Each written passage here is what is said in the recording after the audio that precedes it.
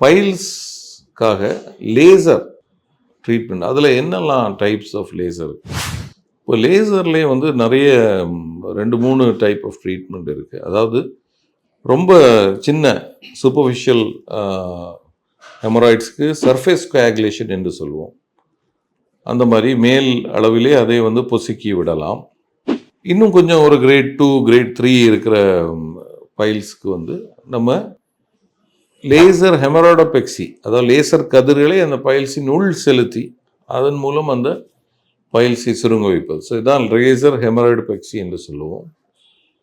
சிலருக்கு ப்ரொலாப்ஸ்ட் பைல்ஸ் இருக்கும், இல்லை காம்பினேஷன் வெளியும் உள்ளும் சேர்ந்து இருக்கிறது வந்து நம்ம லேசர் கதிர்கள் மூலம் அதை ரிமூவ் பண்ணி எடுக்கலாம். ஸோ இப்படி லேசர் மூலம் பைல்ஸுக்கான டிஃப்ரெண்ட் ஸ்டேஜஸ் ஆர் கிரேட்ஸை பொறுத்து அதற்கான ட்ரீட்மெண்ட் வந்து அமைகிறது.